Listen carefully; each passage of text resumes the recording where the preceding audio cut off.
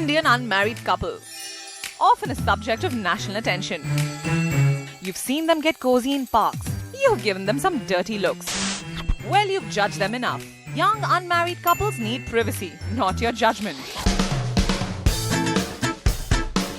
Meet the friendly uncle from StayUncle. Here's a venture which has a rather unconventional proposition. Namaste, मैं हूँ Blaze Uncle from StayUncle. I think I might have solution to your problems.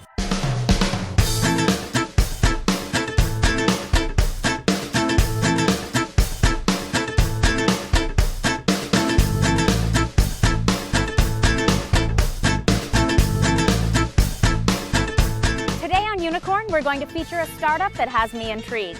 And it seems to be ticking all the right boxes.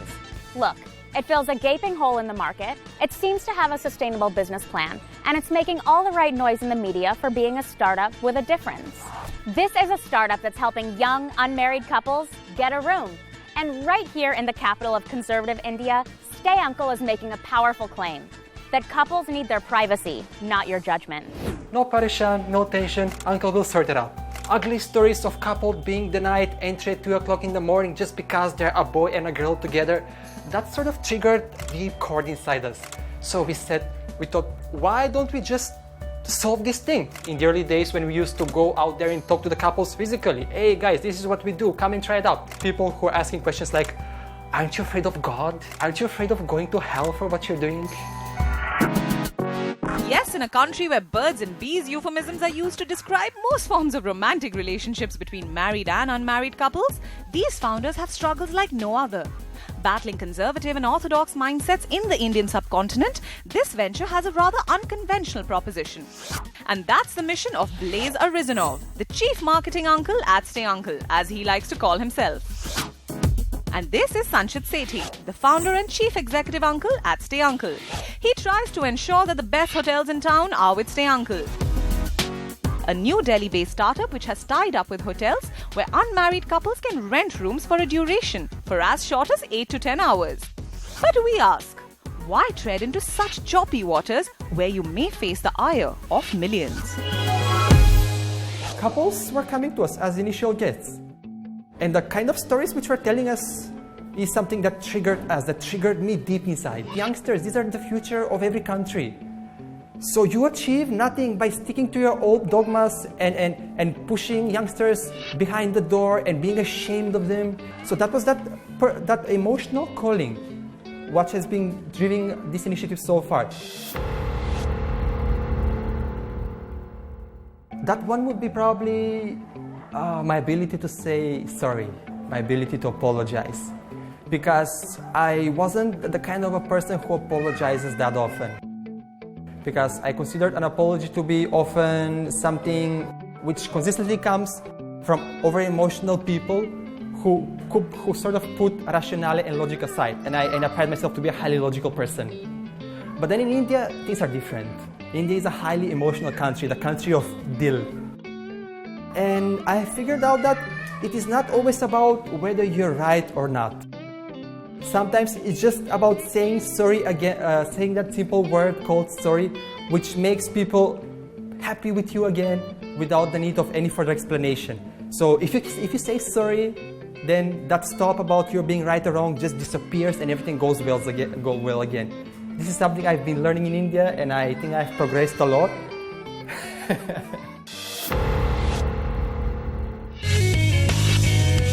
Well, dear Blaze, what fuels your passion may fuel a lot of tempers in India. The venture initially started as a plan to offer hotel rooms for shorter duration to travelers, as most hotels in India take reservations on a 24-hour basis, a relatively expensive affair. But the team realized early on that 99% of the inquiries came from unmarried couples looking for rooms. And so the focus of StayUncle shifted to the young unmarried couples. The venture follows a lengthy process before bringing hotels on its platform. Their in-house bots scan the local web for hotels with good ratings and reviews. The team then pays a personal visit to each hotel. But here's some news. A giant like Oyo Rooms too has launched a relationship mode, giving unmarried couples the ease to rent rooms. No Indian law prohibits unmarried consenting adults from renting a room, as long as you have a government identity card, of course. But it can't be that simple. So we're putting the founders in the hot seat. Here is what we want to know. StayUncle claims to come to the rescue of unmarried couples who need to rent a room. Have hotels been reluctant to tie up with StayUncle? Does StayUncle have a scalable revenue model? How does this startup make money? What stops other competitors from getting into this space? So StayUncle offers rooms to people who are unmarried. Have hotels that have signed on been reluctant to? Yes, initially when we started, we used to face a lot of reluctance from the hotel side. But then we were persistent enough to actually get few hotels on board, and now as we keep moving forward, the journey is getting easier and easier. Now we keep getting requests from hotels who want to be a part of StayUncle. So how come no other startups have gotten into this space? I mean, it sounds like a no-brainer. Exactly. It is a no-brainer. But the fact that most of the people are living within their own conservative clout prevents them from doing so. I mean, it's a billion people nation. And yeah, why haven't anyone done this? Why a foreigner had to come to initiate this in India? I wouldn't give a definite answer here, but instead leave people to ponder over it. Now, what is your revenue model? We earn commission out of every booking that we do. So for every booking that happens, we've got our own profit margin. So Oyo Rooms has a relationship mode function, which I feel like is going to be huge competition for StayUncle. How do you guys deal with that? No, it's not. Oyo Rooms will have to understand that it takes more to be a couple-friendly company than a few lines of code and a feature and a mobile app. You cannot just become a couple-friendly service provider just overnight. One of the most fascinating things for me when I was speaking to the founders of StayUncle is the fact that this is as much a demand question as it is a cultural question. I mean, they had first started this with the idea of renting out hotel rooms for 10 hours. That's simple enough. But it's really when they brought in the idea that, hey, unmarried couples, this is a space for you. When they changed the marketing on an existing idea, that demand rose. And so one thing that I really think from this is A, this will do really well in tier 2 cities, and B, that maybe considering so many hotels have signed on and so many people have participated through StayUncle, that maybe we don't give the country enough credit for just how progressive it is. That's what I think. Let's hear what the mentors have to say about this. Meet Girish Shivani, the Executive Director and Fund Manager of Your Nest Angel Fund. He works hands-on with startups and has a strong experience in fund management and equity research. He has an eye for emerging trends in the startup space and is known to call a spade a spade. Meet Ashish Taneja, co-founder and managing director of GrowX Ventures, an early-stage investment firm. Ashish works with a plethora of startups very closely and has a keen eye to spot the 1 in a million, or in our case, 1 in a billion. My advice for StayUncle would be to look at the revenue model very, very closely and build a sustainable ring fencing around it, so that people with deeper pockets are unable to dislodge them as they scale up. Very, very interesting marketing proposition. Useful to kind of make some noise that we're trying to do something different, trying to be bold, and so on and so forth. But I don't think so that's a sustainable strategy. If they kind of stay focused on a single segment, they will always do something very limited. It's a very small offering overall, right? I mean, if they have to achieve scale, focus on millions of people overall, then you've got to offer a lot more and have a wider value proposition. They started well, you made some noise, but I don't think that's good enough. It's not a sustainable business overall.